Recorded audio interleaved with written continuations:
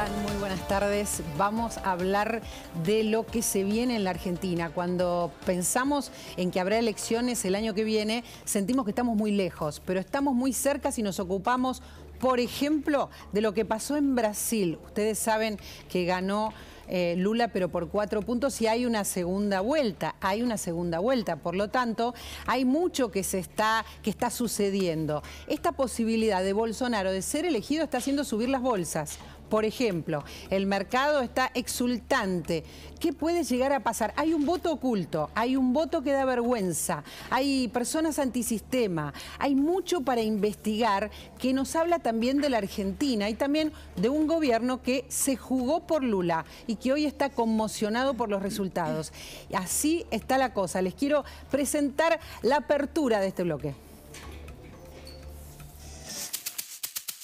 Brasil terá segundo turno para a presidência da República. Lula do PT com 48,27% dos votos e Jair Bolsonaro do PL com 43,33%.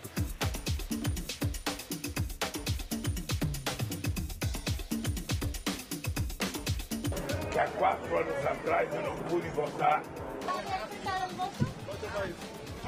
Estados Unidos.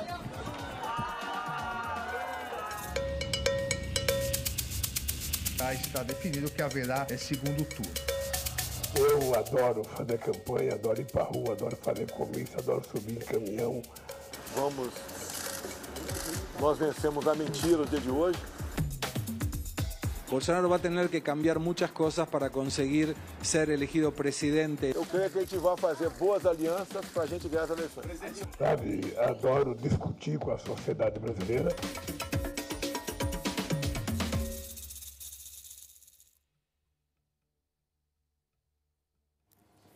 A ver si empezamos este tema como debe ser. Tenemos declaraciones de todo tipo, tenemos novedades en relación a lo que está pasando ahora en Brasil. Mariana, ¿qué pasó anoche? Contanos. Bueno, anoche fue muy sorpresiva esta primera vuelta en las elecciones de Brasil, sobre todo porque fallaron las encuestas otra vez, y lo veníamos diciendo durante la semana, ¿no? Hablaban de una diferencia de 14 puntos y la diferencia fue solo de 5 puntos. Ganó Lula en esta primera vuelta, pero Bolsonaro también avanzó fuertemente en el Congreso.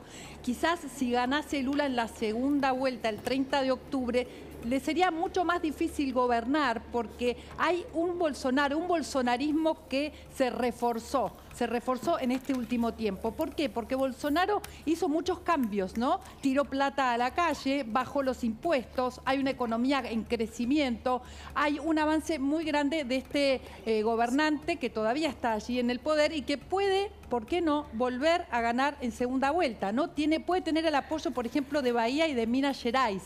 Muchos gobernadores ganaron, muchos gobernadores apoyados por él también ganaron, y eso es algo que le da fortaleza. De todas maneras, Lula sigue adelante, sigue primero. Hay negociaciones frenéticas en este momento, quedan pocas semanas hasta el 30 de octubre. Estamos siguiendo lo que pasa en Brasil, pero también estamos siguiendo lo que pasa en la Argentina. Con esto que se abre, ¿no? Este mapa que dice... gana Lula y tiene grandes posibilidades, pero no es un ganador como se imaginaba el país o las encuestas del país. Arrasaba, ¿no? Según lo que hablábamos el viernes. Está Gustavo Segre con nosotros. Gustavo, contanos qué está pasando allí. Suben las bolsas, ¿verdad? Sí, buenas tardes para todos. Bueno, lo adelantamos la semana pasada, que las encuestas no reflejaban lo que la calle decía, y esto se vio reflejado en la votación. Las bolsas suben, el dólar baja, y esto por dos situaciones. La primera situación porque Bolsonaro es un Bolsonaro que está creciendo, es un Bolsonaro que, como bien decía Mariana recién, está bajando impuestos, consiguió frenar la inflación. El crecimiento de Brasil en su economía va a ser mayor que China y que Estados Unidos, con una inflación menor, con resultados de la macroeconomía realmente muy buenos, pero que su discurso no llegaba, sobre todo, al sector femenino del electorado y al sector joven del electorado. Pero lo que llamó la atención es la composición del Congreso, porque Bolsonaro consiguió 99 diputados sobre 513 y 13 senadores sobre 27 que se estaban recomponiendo en el Senado Nacional. Esto deja una fortaleza muy grande en el bolsonarismo del Congreso, lo cual frenaría cualquier intento de autoritarismo por parte de un eventual gobierno de Lula da Silva, y la atención porque tendría quórum suficiente para pedir juicio político para cualquier ministro de la Corte Suprema que le ha hecho la vida imposible, sobre todo a Alexandre de Moraes. Entonces, abre una nueva etapa en esta segunda vuelta, arranca una campaña nueva, 27 días por delante, donde Bolsonaro tiene la obligación de recomponer los 5 millones de votos que tiene de diferencia con Lula da Silva.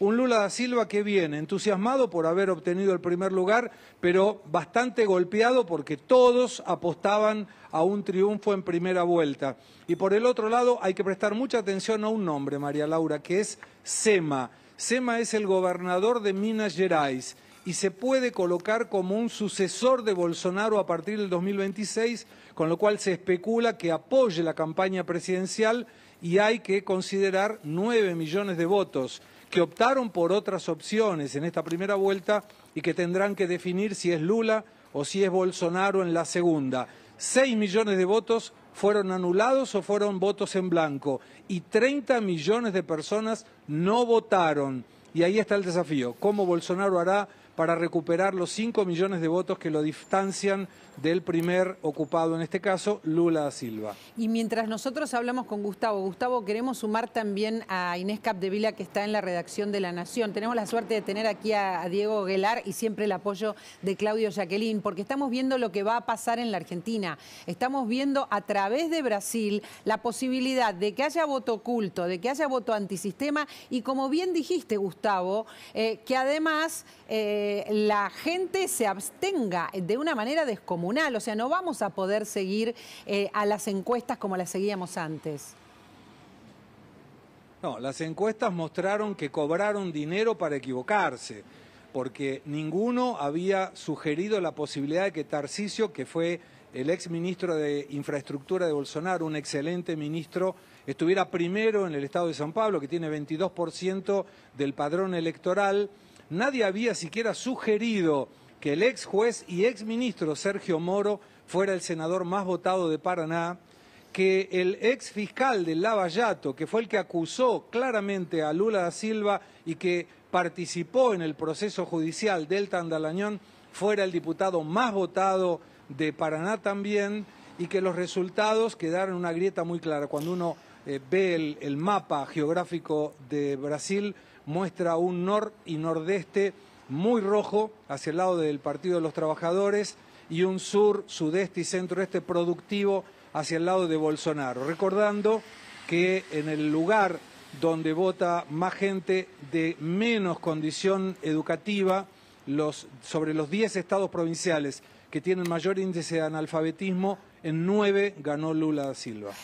Gustavo, voy a hablar con Inés también. Inés Capdevila está en la redacción de La Nación y me parece que es importante todo lo que estamos trayendo y planteando. Lo que pasa en Brasil repercute en la Argentina. Después nos va a explicar Diego Guelar hasta qué punto estamos dependiendo del comercio de Brasil, por qué nos importa Brasil, cuánto nos toca, Inés. Nos toca muchísimo. ¿Qué puede pasar a tu criterio? Sí, nos toca muchísimo, cada vez menos, porque la relación comercial se va achicando a lo largo de los años. La relación presidencial está prácticamente estancada, algunos dirán inexistente. La relación a nivel de estados sigue funcionando, pero también sufre los coletazos de una relación presidencial inexistente y de un vínculo comercial que se desgasta. Entonces, hasta ese punto más o menos nos impactará. Es una, sí. A ver, perdón, pero es un desafío también. Este gobierno no estimula la colaboración, no lo estimula porque está Bolsonaro también, pero sí sabemos que hay una chance y hay una posibilidad no explotada de tener un comercio más profundo, más intenso, y también este tipo de elecciones, Inés, este tipo de elecciones en la región, que son una sorpresa, ¿verdad? Sí, son una sorpresa, claramente la sorpresa está en cuanto las encuestas subestimaron e ignoraron el voto oculto para Bolsonaro. Le acertaron con Lula, pero ignoraron el voto escondido y silencioso que realmente había atrapado Bolsonaro. Exacto. En ese caso es una sorpresa. Todavía faltan un mes para ver qué sucede en el balotaje, una campaña hacia el balotaje que va a ser agudísima, que va a estar llena probablemente de acusaciones y amenazas entre unos y otros. Entonces, es una nueva campaña completamente diferente a la que vimos hasta ahora, en la que los dos tienen chances. La historia y la matemática tal vez favorezcan un poco a Lula, el contexto favorece a Bolsonaro. Ambos van a agarrarse de cada una de esas, digamos, elementos. De su fortaleza, claro. Exactamente, para sacar ventaja, una ventaja que va a ser palmo a palmo a medida que avancen las semanas. Eso hacia adentro de Brasil. Por supuesto, hacia afuera de Brasil, la región está muy expectante a ver lo que sucede, porque es probable que uno u otro gobierno tengan relaciones muy diferentes con la región, al menos en la forma. Hay que preguntarse, sin embargo, si el fondo va a cambiar. De ser presidente nuevamente Bolsonaro el 31 de octubre, es decir, ganar el balotaje del 30 de octubre, probablemente no cambie mucho su política exterior hacia el resto de la región y siga mirando hacia el resto del mundo, no tanto a la región. Y más en una región gobernada por tantos presidentes de izquierda. Ahora, la pregunta es, si gana Lula, si el 31 de octubre es presidente electo, ¿va Lula verdaderamente reenfocar la política exterior de Brasil en América Latina? ¿Va a recuperar el volumen político de la relación con otros presidentes de izquierda, una nueva patria grande, una patria grande 2.0? A mí me cuesta mucho creer por varias razones. Probablemente haya una política discursiva de apoyo y de relación con América Latina, pero en el fondo probablemente sean muchos los desafíos internos de Lula, un poco lo que venía contando recién Gustavo. Es mucho, o sea, si gana no tiene el Congreso a favor, tiene muchísimas regiones gobernadas por estos representantes de la bolsonarista. La economía va a ser un gran desafío el año que viene, porque probablemente dé algunos coletazos de este repunte de hoy. Es decir, un país polarizado también. Es decir, son enormes los desafíos hacia adentro. Y por el otro lado, Lula poco habla de América Latina en la campaña y habla mucho de Europa, habla mucho de Estados Unidos y de China, por supuesto, que es el mayor socio comercial. Entonces, yo no estoy tan segura que la relación adquiera mucho volumen sustancial.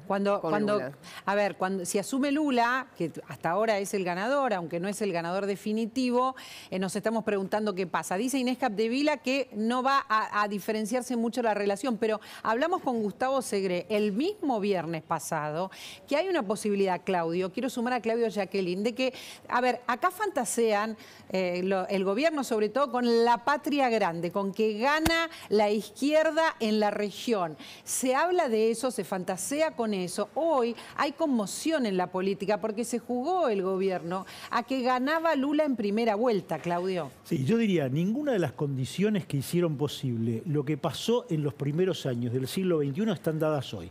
Ni está la riqueza de Venezuela, que era un sostén de ese espacio de la patria grande. Segundo, Brasil tiene una circunstancia muy diferente y también sus circunstancias económicas son distintas, pero además vamos a ver algo que es inédito, que es un bloque que, si es oposición, que es el bolsonarismo, va a ser más homogéneo que probablemente nunca haya habido en el Parlamento brasileño, caracterizado siempre por las fragmentaciones, con lo cual va a ser muy difícil la gobernabilidad.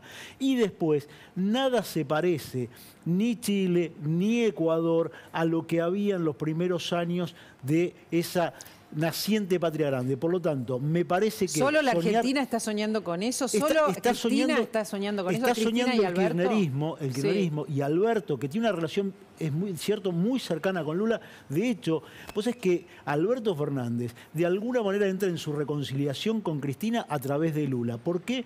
Porque él fue en enero de 2018, a verlo al Papa junto con algunos representantes de Sudamérica para pedirle por la prisión de Lula y al mismo tiempo le pide por Cristina y el embate judicial. Claudio, el kirchnerismo se jugaba y hay una delegación allí, se jugaba, y esto es importante decirlo, se jugaba a que ganaba Lula en primera vuelta. Gustavo, es así, ¿no? Absolutamente, hubo una reunión donde el embajador Scioli presentó el proyecto de integración con Brasil y sobraban diputados, dirigentes del peronismo, del kirchnerismo, y obviamente un canal, inclusive colega, ayer transmitía desde adentro de la Embajada Argentina en Brasilia, algo bastante ilógico de entender, ¿no? Que se tome un organismo institucional del país para un canal de televisión pueda transmitir, favorable en este caso a Lula da Silva.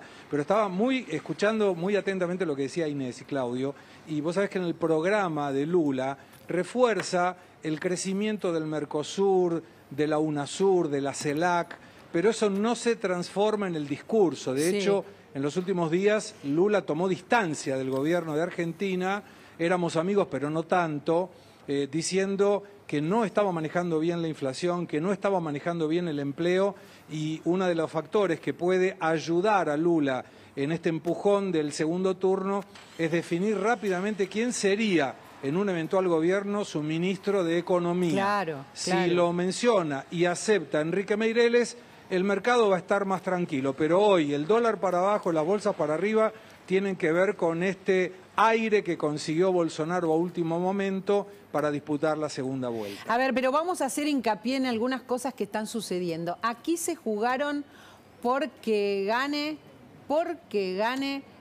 Lula en primera vuelta. Lo hemos dicho, hay una delegación y hoy hablé con Scioli también sobre el tema, después lo vamos a escuchar. Pero fíjense lo que dijo Bolsonaro en la campaña sobre la Argentina. Tenemos un tape que nos muestra lo que dice en campaña Bolsonaro, que incluye a la Argentina. Fiz análise ainda, como disse a vocês, há o sentimento de pessoas de que a vida dela ficou pouquinho pior na questão econômica, e a gente reconhece daí, mas vamos agora, com mais ênfase, mostrar para essas pessoas que nós reconhecemos que o poder aquisitivo dela caiu, mas a economia está recuperando bem, e isso se fará presente de forma positiva em curto espaço de tempo. E mostrar que certas mudanças, né, às vezes não vêm para melhor. Você pode mudar. Es difícil sin subtitular, pero tenemos una placa que explica las palabras textuales, absolutamente textuales de Bolsonaro, que tiene miedo que si gana Lula, obviamente está en campaña, pero fíjense, mi preocupación, Diego dice, es que Brasil siga el camino de Argentina, Colombia, Venezuela y Nicaragua. O sea, estamos en este combo en el que no estábamos. Siempre Bolsonaro se enojaba con Venezuela, como tantas otras regiones, ¿no? Con Venezuela, con Colombia, se diferenciaba de Cuba, de Nicaragua y ahora de Argentina también, Diego. Bueno, no nos puede sorprender. Yo te tengo que dar un número que es aplastante. Hace 50 años Argentina era el 39% del Producto Bruto de toda América Latina, de toda América del Sur. Y el Brasil era el 26%. Y nosotros el 39%. Pasaron 50 años, hoy el Brasil es el 51% y nosotros el 15%. Esto demuestra la enorme... Pasamos del 39 al 15%. Al 15%, y los brasileños del 26 al 51%. Entonces, esa significación brasilera, yo recuerdo, yo fui embajador hace 20 años en Brasil, y todavía había el instinto de la admiración hacia la Argentina. Desgraciadamente hemos hecho tanto mérito para que los brasileños pierdan esa admiración. Bolsonaro lo que dice es como algo ideológico, ¿no? Da a entender que Argentina tiene un componente ideológico, sino porque lo une a Venezuela, lo une a Nicaragua. María Laura, discúlpame, las cosas que hemos hecho públicamente hace que sea muy fácil la asociación. Es decir, nosotros dentro de la Argentina hablamos permanentemente de este club, con Nicaragua, con Cuba, con Venezuela, con Irán, con Rusia. Nos hemos ganado este tema, no es una casualidad. No lo dice solo para hacer campaña, digamos, está reflejando los hechos. El jefe de la izquierda sudamericana y una referencia de izquierda en el mundo, que es Lula, y tomó distancia, porque hoy somos una mochila muy pesada de las cuales se quieren desprender. Esto hay que entenderlo. Por eso... Esta placa que quiero volver a ver porque a mí me dio mucha impresión que estemos entre esos países, aunque sea para Bolsonaro en campaña. Digo, esto que dice Diego es, no le llama la atención. Ya fuimos camino a esto. Pero ganamos. Laura, ahí yo agrego lo que dice Diego recién. Lula en campaña, en el cierre y lo que hizo fue diferenciarse de la Argentina. Trató de hablar justamente de esto, del retroceso de la Argentina, el retroceso histórico de la Argentina. Y lo que quiso marcar es, no vamos a ir por ese camino, no tengan miedo. Yo puedo ser amigo de Alberto Fernández y de Cristina, puedo estar el 10 de diciembre pasado en la Argentina, pero no tengo nada que ver. Voy por otro lado, pienso otra cosa. Mi candidato a vicepresidente viene de otro lado y no tenemos nada que ver. Esto es lo que trató de decir, nada más ni nada menos que en el cierre de su campaña, porque esto es lo que quería que le quedara al votante muy claro. No me confundan, si Bolsonaro dice que nosotros vamos a ir para el lado de la Argentina, está muy equivocado, no tengo nada que ver. Yo te voy a dar una buena noticia. Por favor. Que es, este resultado yo lo simplificaría en una gran palabra brasileña que es joya, felicidad. Sí. Para Argentina es extraordinariamente positivo, a mi juicio, que no haya habido una definición en primera vuelta, ni por izquierda ni por derecha. ¿Por qué? Porque tanto por izquierda como por derecha, la Argentina queda de costado. Esta resolución por el medio, y que además los dos candidatos estos 30 días tienen que cuidarse sobremanera, porque el que se ponga nervioso o el que sea agresivo va a perder. Acá hoy la definición de este 8% de votos está en el centro. Esto es muy bueno para el Brasil, es muy bueno para la Argentina. Recordemos que por encima de todas las pequeñas cosas, hemos visto ayer que 120 millones o más de brasileros en un día donde no hubo ni violación de urnas, ni agresión, ni nada, una de las 3 más grandes democracias del mundo con India y con Estados Unidos. ¿Vos Yo creo que es un hecho extraordinario. ¿Que sigue siendo importante la influencia de Brasil en la Argentina? Muy importante, determinante. A mi juicio, en política exterior, la política con Brasil es de donde nosotros tenemos que ver el mundo. La verdad lo decidimos 40 años atrás. Si vos sumás la construcción del Mercosur, la construcción de la ABAC, la Agencia de Control de nuestros programas atómicos que habían nacido para tirarnos recíprocamente la bomba atómica. Hoy tenemos una agencia que monitorea los dos programas. El acuerdo con la Unión Europea, juntos. La predominancia de China como principal socio comercial de los dos, la condición de ser principales aliados extra-OTAN, lo es Brasil y lo es Argentina en una lista de 12 países. Hoy tenemos todo en común, salvo que por un error de Bolsonaro y de Alberto Fernández congelaron la relación en los últimos 2 años y medio. Con todo esto que tenemos en común y con todo el camino para recorrer, en el 2011 llegamos a 40.000 millones de dólares de comercio interno. Arrancamos con 2.000 millones en 1991. 2011, 40.000. ¿Sabes cuánto es hoy?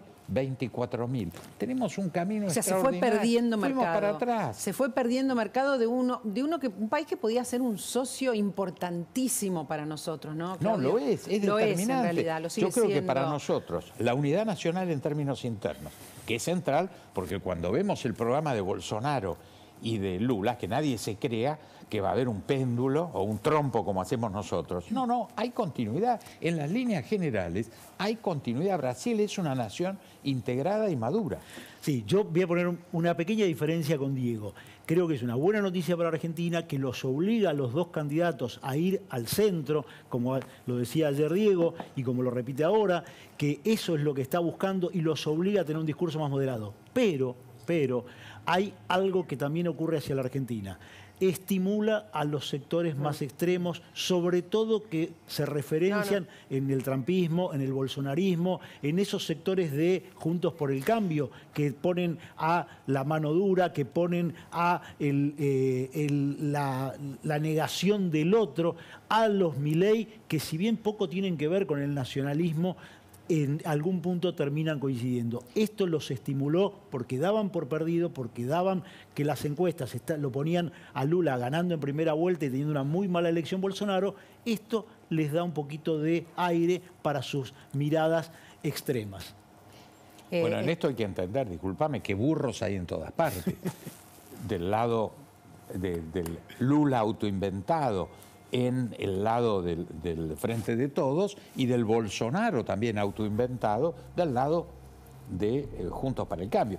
Este es el gran desafío para Argentina. Nosotros tenemos que prepararnos para entender que hay un folclore reconocido en el mundo global. Es decir, hoy cada uno puede tener sus partidos, sus discursos, sin ningún problema. Nadie le presta atención a eso. ¿A qué le presta atención al mundo? A la gobernabilidad y a la credibilidad. Los países que están bajo control de sus gobiernos, de sus variantes económicas principales, pueden tener el discurso que sea, comunista, indigenista, de derecha, de izquierda. El dato es entender que hay reglas estandarizadas en el mundo que Argentina no está entendiendo.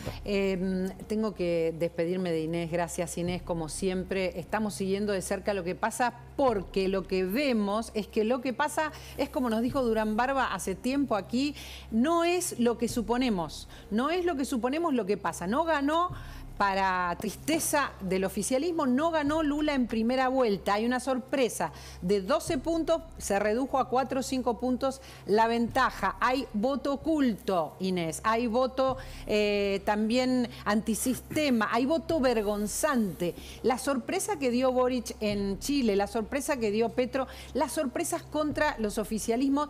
A ver, hay mucha cosa que vamos a seguir de cerca, Inés, en las próximas horas, ¿eh? Efectivamente, María Laura, es mucho para ir decodificando de lo que sucedió ayer en Brasil y fundamentalmente de lo que va a suceder en las próximas 4 semanas, que probablemente sea muy diferente de lo que sucedió ayer. Y seguramente va a ser diferente. Gustavo, antes de despedirnos, estas bolsas que suben, este dólar, ¿le están diciendo algo a Lula? ¿Están festejando que Bolsonaro no está tan lejos? Las dos cosas. Yo creo que las dos cosas al mismo tiempo. Siempre la economía se maneja por perspectivas y proyecciones. Cuando las perspectivas son malas, los activos buscan protecciones por activos mejores y más seguros. En este caso, lo que está viendo el mercado es la posibilidad de que se mantenga este programa económico que está yendo muy bien, conducido por Paulo Guedes, y la eventual posibilidad de que Lula gane, bueno, decirle, continúa, como bien decía Diego Aguilar recién, Brasil tiene una política de Estado en la economía que se apoya en 3 pilares desde 1999, superávit fiscal, metas por inflación con un banco central autónomo y libertad de cambios, donde hay que generar oferta para no poner cepos a la demanda. Y esto lo ha mantenido Lula da Silva en sus 2 gobiernos, Dilma en el primer gobierno. Dilma Rousseff cambia la matriz económica y le hacen un juicio político. Temer vuelve a tratar de apoyar la economía en los 3 pilares y Paulo Guedes consigue finalmente hacerlo. Así que el mercado lo que le dice es, Lula, si llegás a ganar, no te salgas de la línea porque si no sonamos. Es re importante lo que acabas de decir y habla también, Gustavo, mucho de nosotros. Es un país cuya estabilidad económica no se pone en duda. Acá viene uno y rompe todo lo que hizo el gobierno anterior. Allí, como en otros lugares, como en el primer mundo, como es Estados Unidos, que mira a Brasil, la economía no está puesta en duda, no está puesta en duda. Acá está todo en duda permanentemente y eso es un poco lo que decías, Diego, ¿no? Bueno, está todo en duda, por lo tanto somos ese país al que no se quiere parecer nadie. Bueno, yo estoy convencido que la responsabilidad nuestra es reincorporarnos al vecindario. Hoy Chile, Bolivia, Paraguay, Uruguay, Brasil tienen todos estabilidad, todos tienen reservas, no tienen inflación. Todos crecen, los todos malos crecen. de la película, los malos del barrio, somos nosotros. Yo creo que lo primero que tiene que hacer la próxima administración es agradecer a nuestros vecinos la paciencia que nos han tenido, pedirles perdón por los errores que hemos cometido, que graban la credibilidad de toda la región, e incorporarnos a ese sentido común que con toda la... Obviamente Boric, el régimen boliviano, paraguayo, uruguayo, brasilero, tienen... Todos distintos. Todos distintos. Pero son todos parte de ese occidente al que estamos orgullosos en pertenecer. Gracias. Ojalá en algún momento también, Gustavo, mil gracias.